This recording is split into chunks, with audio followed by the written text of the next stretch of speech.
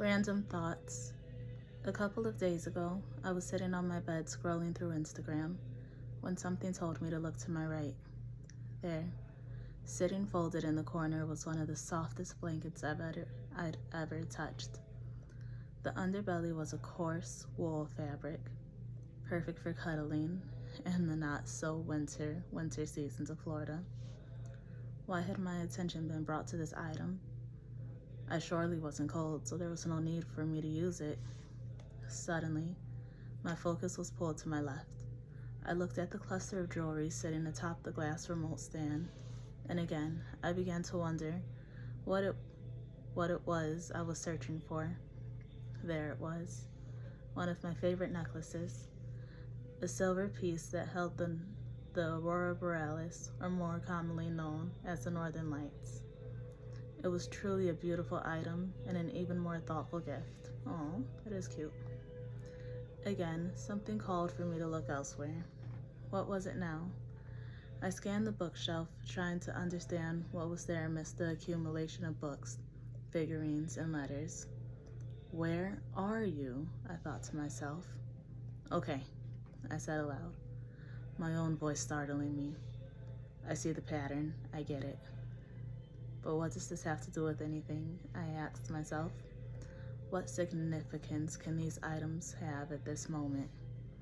Then it hit me, quicker than the time I had gotten the air knocked from my lungs during a football game, deeper than any needle that's probed my arm for blood, sharper than any blade that has glided across my skin. Harder than all the heartbreaks I felt wrapped up in a tight bundle. These things, every single one of them, whether it has faded or not, has held importance in my life. Tears began to pummel down my cheeks. I moved from the bed and around my room, collecting the items, throwing them on the bed. I continued to search for other articles I knew were awaiting discovery. A multifunctional brown wallet, one Broadway ticket signed by the Amber Riley, a plush brown blanket, and a polished silver necklace. I kneeled at the foot of the bed, the carpet digging into my bare knees, scratching and making it uncomfortable to be in that position. As I moved to sit beside the collected items, I picked them up one by one, analyzing and remembering the moment they each entered my life. The plush brown blanket. A wedding gift for Devin and me from someone I can't even recall. And the nights where I would choose to fall asleep on the sofa after binge watching episodes of whatever show I was watching at the time, it would keep me warm. His cozy body reminded me of the moments he and I would cuddle in bed and how we would talk about our day and which guest had annoyed us the most. I ran my finger over the rich chocolate brown fabric, soft to the touch. There wasn't much that I took with me from the house when I left. My friends always asked me why I hadn't taken more, and I would always say that I should have, but I didn't want to. Those material things didn't matter to me as much as it mattered that you were gone, and that I could have tried more to allow you time to open up to me. And I could have tried more to allow you time to open up to me. The truth is, the both of us were too lost in ourselves to really give 100% at any given time. The beautiful wallet. Gio had given it to me when he decided he wanted to purchase a new one. I had no problems with that at all. I passed the wallet back and forth in my hands, its brown leather now scratched and discolored, but still in working condition. I heard his laugh from when he would make a joke that I would take seconds to understand, or when he was speaking with his friends.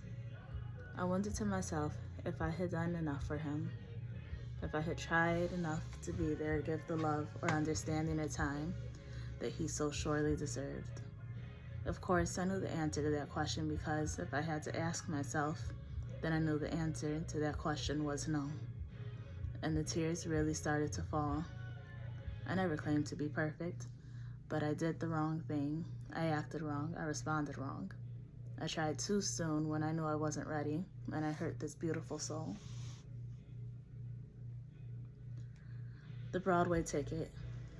James, when you walked into that briefing room, everyone disappeared. Your stride slowed, and time began to move in milliseconds. Your hair was perfectly coiffed atop the slim, chiseled face, and when you smiled, my heart about leapt out of my chest. I had to know who you were. While on the plane, I flirted, lightly, and tried to get a feel for you. After some time, I built up the courage to give you my number, and we began to talk after that flight, and soon we were dating. I thought and genuinely felt that I had found my guy, and I wanted for it to work. But 2 months in, I knew there was something off. There was something missing. But I tried to see if it was just me getting that 3-month jitter fear of it not working. A few days passed, and then a week, and then it remained the same. Knowing what I had to do wrecked me. I wanted to make it work. I wanted to make you happy and be happy together. I had to tell myself over and over, what's meant to be will be. I didn't want you to hate me. When I had you over to my hotel room to break the news, I think you already knew that that was coming. And honestly, that didn't make it any easier. You were a good guy. A catch, as many would refer to it. But we weren't the right fit for each other, and I am very sorry for any pain that I may have caused you. Truth is, I was hating myself and acting out. The strain and non-essential bickers that I caused afterwards were to make you hate me more than I was hating myself. The silver necklace. It makes it a little embarrassing to say that it was the second version you'd given me. At the time, I wasn't able to tell you exactly how and why I'd lost it. Even when I told you a small piece of what happened that night in Barcelona, I only peeled back enough for you to see that wouldn't do much damage. That night, when that animal targeted and raped me, I lost your necklace, a credit card, and whatever cash I had in my pocket. I'd figured he'd taken it during or post his assault. The walk back to the hotel, I silently sobbed harder as I reached for it, as I always had, whenever I was feeling anxious or sad and found nothing, just bare skin beneath my cold, battered fingers. I called out for anyone above that cared to listen, to bring you to me there on that sidewalk.